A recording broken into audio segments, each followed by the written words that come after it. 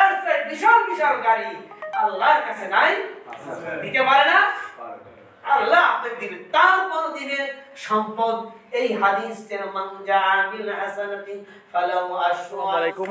এটি হচ্ছে বিলনলুয়া, একটা সমাজচ্যুত গরিব মানুষরা যেখানে বসবাস করে এবং তারা সমাজ থেকে বিচ্যুত হয়ে এই নদীর পাড়ে খালনাল দিয়েই যে উঁচু জায়গা ছিল সেখান দিয়ে তারা বসতি স্থাপন করে এবং তাদের নিজস্ব অর্থায়নে এখানে একটি সুন্দর মসজিদ আগে তারা প্রতিষ্ঠা করেছিলেন, যেটি ছিল টিন দিয়ে, শুধু টিন দিয়ে এই মসজিদটি করা হয়েছিল।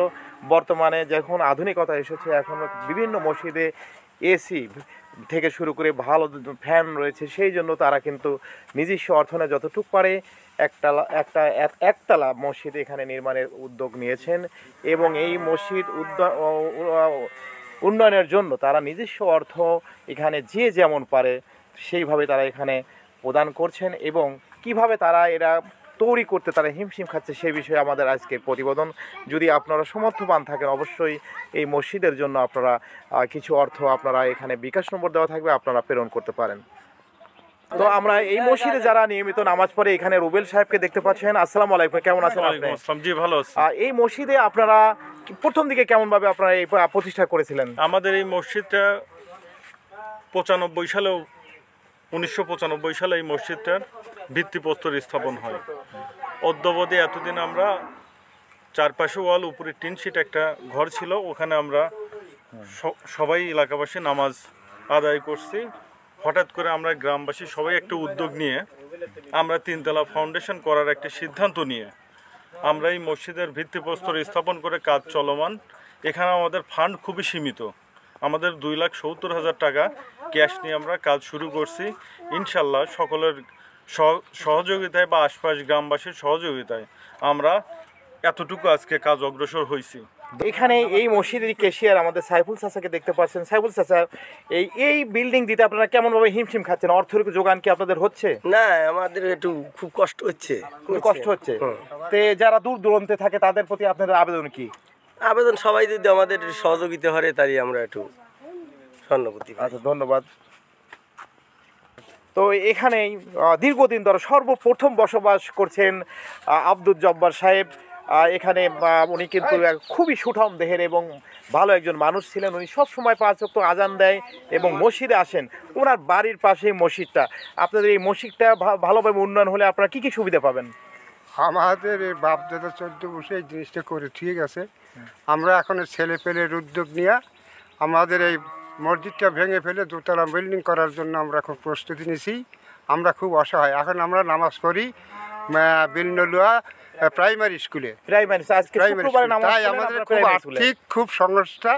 তাই আমরা আপনাদের সবার কাছে আকুল আবেদন, আপনারা যে যাই পারেন আমাদের মসজিদটাকে ডেভেলপ করার জন্য কিছু সাহায্যের হাত বাড়াবেন।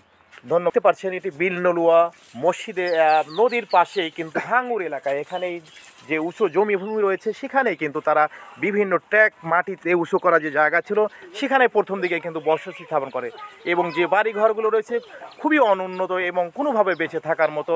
তো এইখানেই আরেকজন হাজী সাহেব রয়েছেন, ওয়াহেদ হাজী সাহেব। তো এই মসজিদটার জন্য আপনারা মানুষের কাছে আবেদন কি? মানুষের কাছে সাহায্য চাচ্ছি, আমরা সবার কাছে সাহায্য চাচ্ছি। যদিও তারা প্রাণপণ কিছু টাকা দিয়ে তারা শুরু করছে প্রাইমারি স্টেজে। আপনারা দেখতে পাচ্ছেন, আমি ডাইমেনটেশন দেখাচ্ছি মসজিদের, দেখতে পাচ্ছেন বিভিন্ন স্ট্রাকচার দিয়ে কিন্তু ওনারা মেইন খরচে কিন্তু আসলে দাঁড় করিয়েছে। তারপরে একটা মসজিদ যখন প্রতিষ্ঠিত হয় তার জানালা লাগে, দরজা লাগে, এসি লাগে, অনেক কিছু খরচ রয়েছে, রং, মিস্ত্রি খরচ, এগুলি মিলে অনেক কষ্ট। তো এই মসজিদেরই প্রেম গোলাম সরোয়ার সাহেবকে দেখতেছেন, একজন ওয়াল ওয়াইড বক্তা, সেই এখানে কিন্তু ইমামতি করে। তা আপনার আবেদন কি? আসসালামু আলাইকুম ওয়া রাহমাতুল্লাহি তাআলা ওয়া বারাকাতুহু।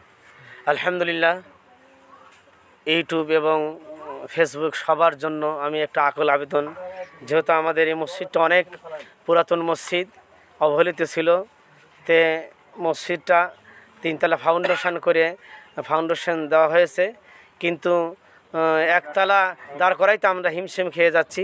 তা আপনাদের কাছে আকুল আবেদন, আপনারা একটু মোটা অঙ্কের টাকা পয়সা একটু দান করলে মসজিদটা নির্মাণ হলে মসজিদে ইসলামের যত কাজ, ইসলামের দাওয়াত, নামাজ, রোজা, হজ ইসলামের মূল কাজগুলোই মসজিদে হয় এবং ইসলাম প্রতিষ্ঠার প্রাথমিক লগ্নে মসজিদে তো তার প্রথম আবাস, প্রথম অবস্থান, এবং মসজিদ মক্তব থেকেই আজ সারা পৃথিবীর বড় বড় বিশ্ববিদ্যালয়, বড় বড় স্কুল কলেজ হয়েছে।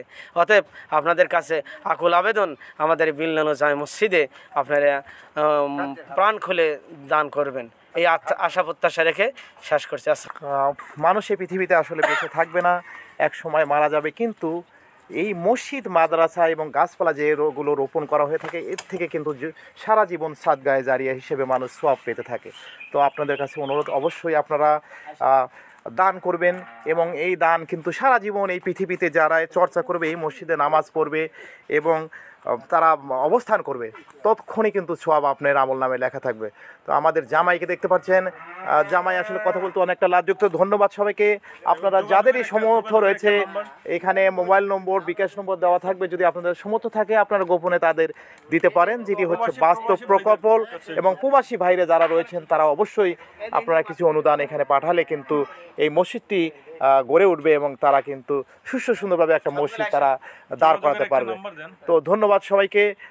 আসসালামু আলাইকুম ওয়া রাহমাতুল্লাহি ওয়া বারাকাতুহু।